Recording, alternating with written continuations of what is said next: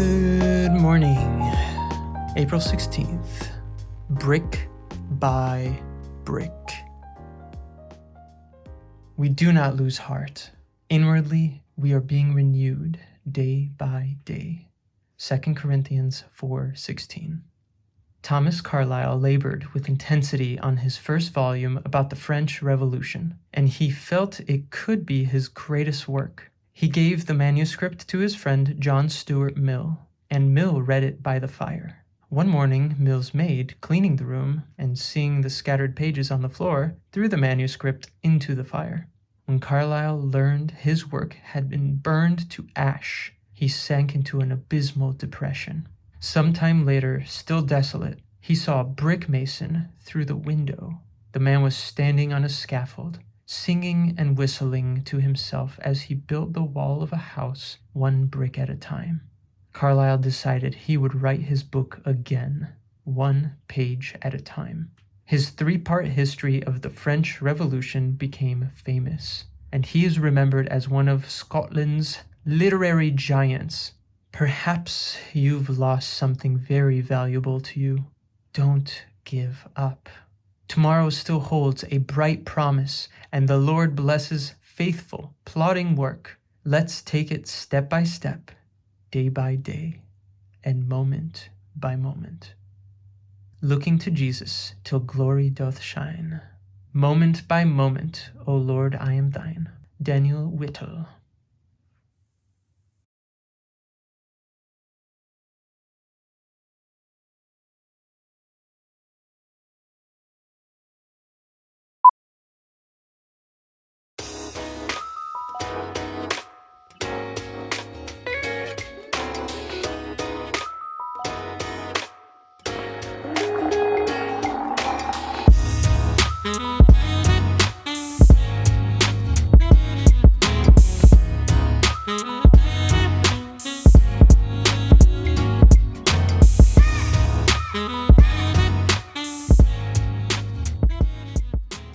Good evening.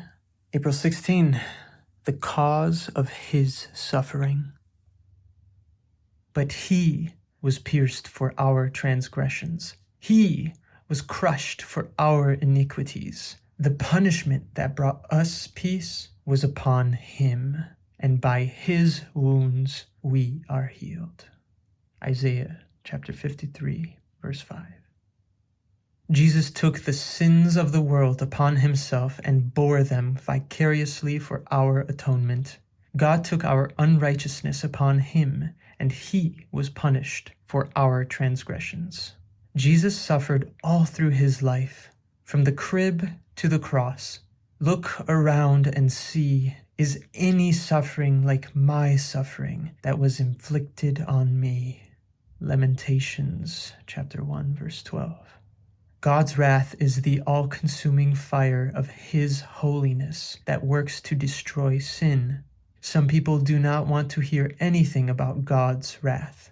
God is love, they say. We agree with this fully, but God is also holy, and we dare not consider his holiness as less important than his love. Wrath is at its most severe when it is justly conveyed by love. God is just in his love. Therefore, he could not let sin go unpunished. And that is why I implore you, look at Christ in his incomparable sorrow, brought upon him by a just God in his wrath. Our God, who is endlessly just, is also endlessly great in love and grace.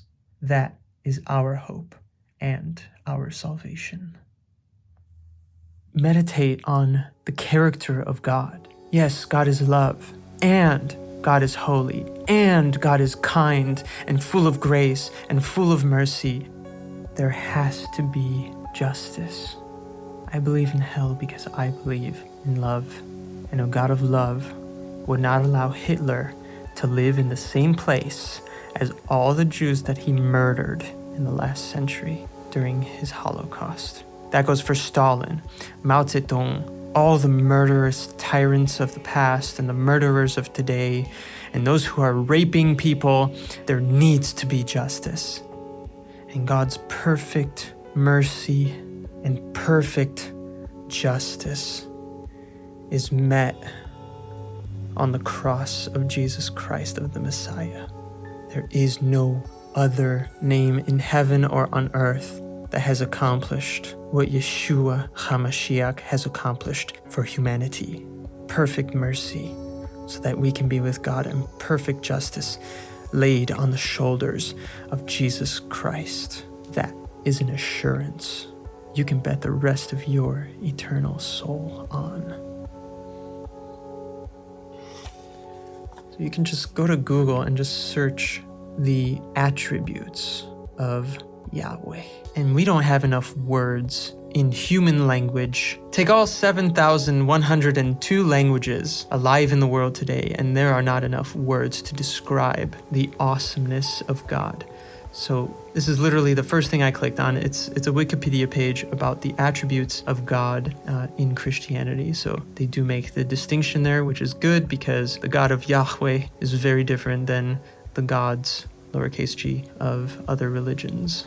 There are communicable attributes, those that human beings can also have, and the incommunicable attributes, those that belong to God alone. Many of these attributes only say what God is not. For example, saying he is immutable is saying that he does not change. The attributes of God may be classified under two main categories: his infinite powers, his personality attributes like holiness and love. Millard Erickson calls these categories God's greatness and goodness, respectively. Aseity, God is so independent that he does not need us. Eternity, the eternity of God concerns his existence beyond time. He's outside of space and time, infinite. The goodness of God means that God is the final standard of good, and all that God is and does is worthy of approval. Graciousness, the graciousness of God is a key tenet to Christianity. Holiness, the holiness of God is that he is separate from sin and incorruptible. So go ahead, I'll just stop the video here, but spend the next few minutes, hours, however much time you have, days, spend the rest of your life reading about these attributes. Oh, that's really cool. That's a great way to understand the Trinity. All right, God bless you all, and have a good night.